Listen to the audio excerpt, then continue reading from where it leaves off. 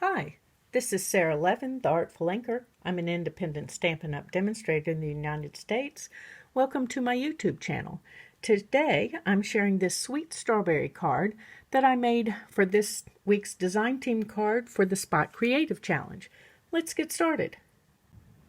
For this card, we're going to use the Sweet Strawberry Bundle, which is the Sweet Strawberry stamp set, and then the coordinating Strawberry Builder Punch.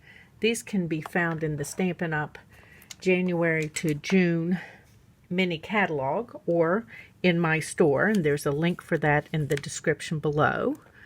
I'm going to start with Coastal Cabana, and I've got my larger of the two flowers from the stamp set double mounted, meaning I've got the outline on one side and then the fill stamp on the other side.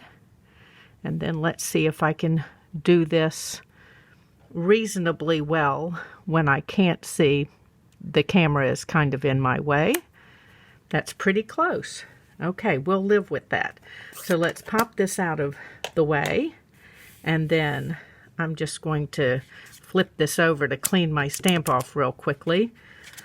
And then I want another one of those flowers. I'm going to use the Melon Mambo ink, and for this one I'm just going to stamp the outline so that, and then my last bit of stamping will be a couple of leaves. I'm using Granny Apple Green and the leaf stamp. And I've also double mounted that leaf stamp. So I'm going to ink the fill first, but I want to stamp off and then stamp, as I want that lighter tone. And then let's ink the outline stamp. And I'm just trying to line up the stem piece in the back. Didn't do a great job, doesn't really matter. When we punch it out, it will all be good. So let me grab my punch, and the leaf fits right in the top here of the Strawberry Builder Punch. And then for the flower, I'm going to use the Small Bloom Punch, and this one can be found in the annual catalog or in my Stampin' Up! Store. Quick and easy stamping for this. So I want 3 of these, 2 of these, and 3 of these. And I've gone ahead and stamped the extras that we're going to need. And then I have a piece of basic white cardstock that we're going to stamp our sentiment on. I'm going to ink that in Granny Apple Green, and I'm just touching the back, not really mashing it in. Just want to make sure that I've picked up ink everywhere. And let me move this down a little bit so that I can see better. And again, I'm just going to hold and rub across. And there we go. And then I've got my Banners Pick-a-Punch, and I'm going to pop this in. The strip was cut to 4 1/4, and I'm just going to nip the barest bit off the ends so that this still reaches almost the full width of the card. And I'm just lining it up here in the punch instead of pushing it all the way back to the stop. Okay. We're almost ready to assemble. Okay, next I've used the Ornate Floral 3D Embossing folder on a piece of basic white. Can you see that? This is cut at 4 by 5 1/4. Now you will need to run this through the full-size Stampin' Cut and Emboss machine. And then I've got a piece of the Oh So Ombre designer paper that is free during celebration. And this is cut at 3.5 by 4. And let's go ahead and layer this up.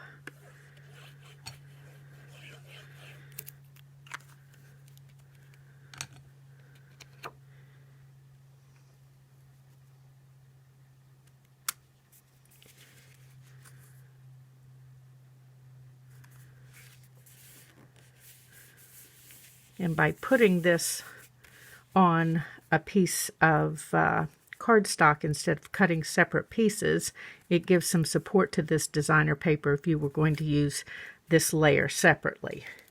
However, I'm going to mount that on a piece of Granny Apple Green that's cut at 4 1/8 by 5 3/8 to give this just a very narrow mat.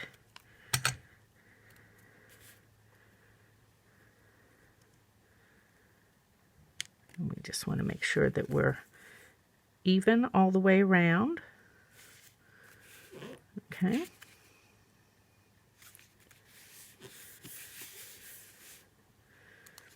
Then I've used my current favorite dies, the Flowering Vine dies. I just love these intricate die cuts. They make such great layers.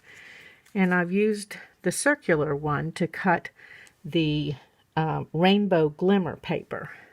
And as you can see, I had a little oops here, but we're going to go ahead and use that piece anyway because that oops is not going to show up on the final project. So I'm just adding a little bit of multi-purpose glue on a couple of these pieces.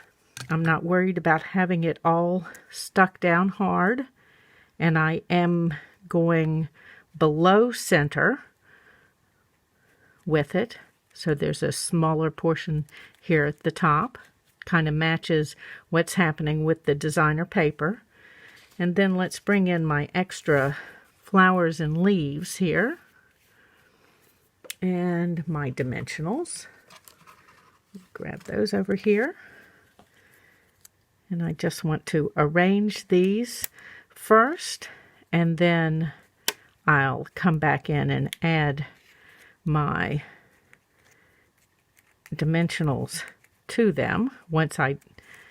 Do you do this where you do a kind of dry fit and then come back and finish?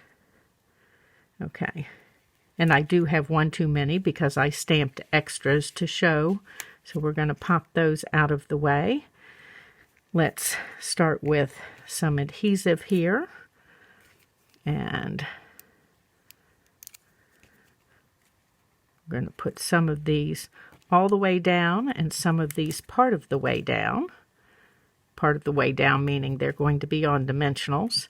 And I'm just looking as I put these down, and I really should have grabbed my mini dimensionals over here instead. So let's do that.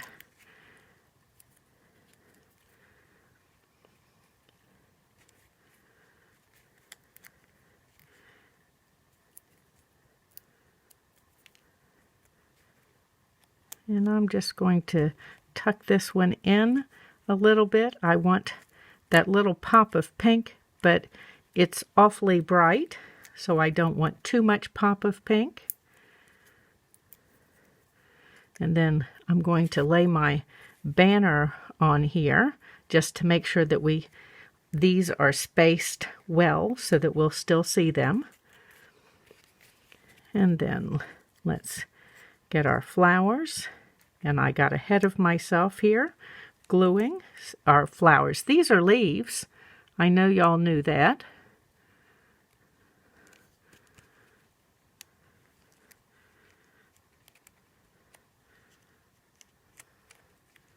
Okay. And then again, we're going to use the banner for spacing here and stick this last one in. As you can see, I don't worry about adding glue all the way out to the very edge of things. That little bit of lift that you can get by not having things glued all the way down, I think adds to your creation. Let's close this up.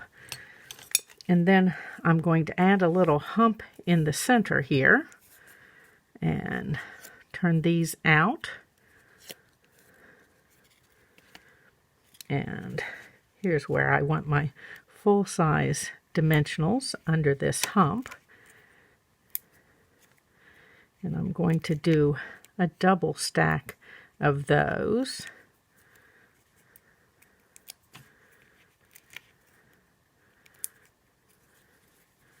And that'll keep it up a little bit. And then we're going to add adhesive here.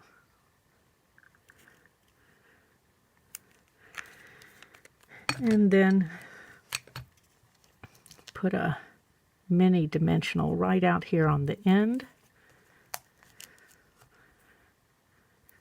to kind of try and keep this curve. Okay. There, we've got our dimension that's in. I'm just a little higher than I want to be, so let me see if I can take a moment and move this. There we go. I want that pink flower there to show. I want to be right at the edge of my designer paper.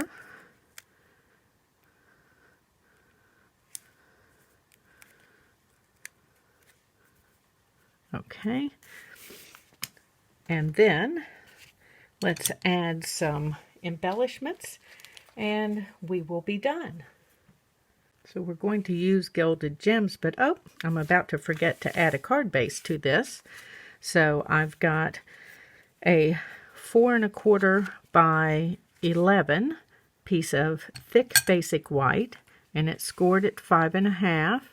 And then I've got this 1/8 by 4 1/4 strip of Granny Apple Green that we're going to add to the inside.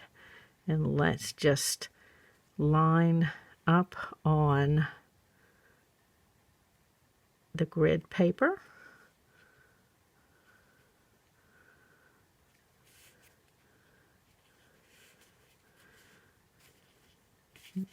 Make sure that's down. And then we're going to add this. Now, since there is just a narrow mat on here, I am going to adhere this directly to the card base instead of adding dimensionals. I find that with narrow mats, sometimes your layers disappear unless you're adhering them directly one to another and not using dimensionals. So you create the dimension here with adding the extra mats. Now let's add those gilded gems.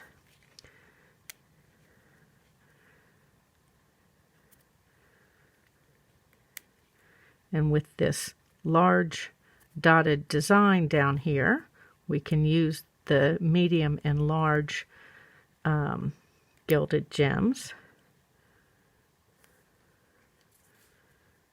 Trying to decide whether I want a third one.